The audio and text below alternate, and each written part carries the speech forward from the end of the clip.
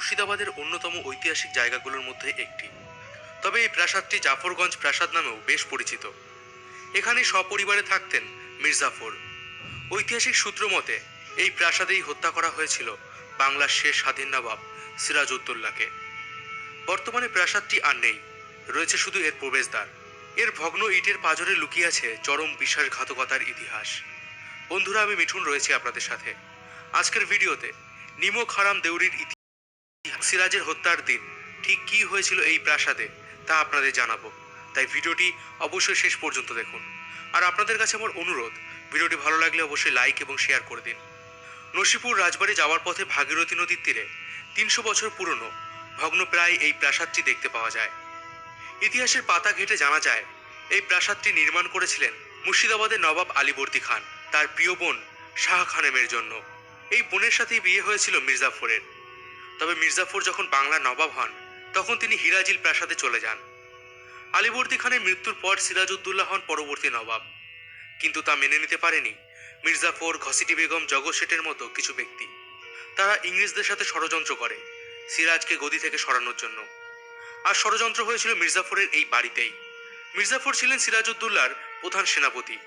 পলাশির ময়দানে তিনি ইংরেজদের বিরুদ্ধে যুদ্ধ করেননি। যুদ্ধের পরিস্থিতি দেখে সিরাজউদ্দৌলা পালিয়ে যান নিজের স্ত্রী লুৎফুন্নেসা এবং মেয়ে জোহরাকে নিয়ে। মুর্শিদাবাদ থেকে প্রথমে ভগবানগোলা গিয়েছিলেন সিরাজ। দিন দুয়েক পর কয়েকবার বেশভূষা বদলে পৌঁছে গিয়েছিলেন রাজমহলের কাছে। 3 দিন ধরে কিছুই খাওয়া হয়নি, তাই একটু বিরতি নিয়েছিলেন সবাই।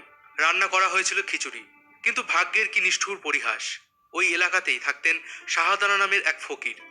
মাত্র কয়েকটি মোহরের লোভে সে গোপন খবর পৌঁছে দেয় সিরাজউদ্দৌলা এখানে আছে। এ যেন আকাশের চাঁদ হাতে পেয়ে গেল মির্জাফর মিরনরা। দিন রাত এক করে যার খোঁজ চলছে গোটা বাংলায়, সেই সিরাজ এত কাছে রয়েছেন। খবর পেয়ে মির্জাফরের জামাই মীর কাসিম সশস্ত্র সৈন্যদের নিয়ে নদী পার করে ঘিরে ফেললেন গোটা এলাকা। বন্দি সিরাজকে 2রা জুলাই 1757 সালে নিয়ে আসা হলো মুর্শিদাবাদে। রবার্ট ক্লাইভ তখন সেখানেই ছিলেন। জাফরগঞ্জের এই প্রাসাদে পদচ্যুত নবাবকে মাঝরাতে হাজির করা হলো মির্জাফরের সামনে। মির্জাফরের সামনে দাঁড়িয়ে কাঁপতে কাঁপতে প্রাণ ভিক্ষা করেছিলেন সিরাজউদ্দৌলা। এই সময় সিপাহীরা মহলের অন্যদিকে নিয়ে যায় সিরাজউদ্দৌলাকে। ওদিকে মির্জাফর তার পরিষদদের সঙ্গে আলোচনায় বসলেন সিরাজউদ্দৌলার সঙ্গে কি করা উচিত তা নিয়ে। তাদের কাছে 3টে পথ খোলা ছিল।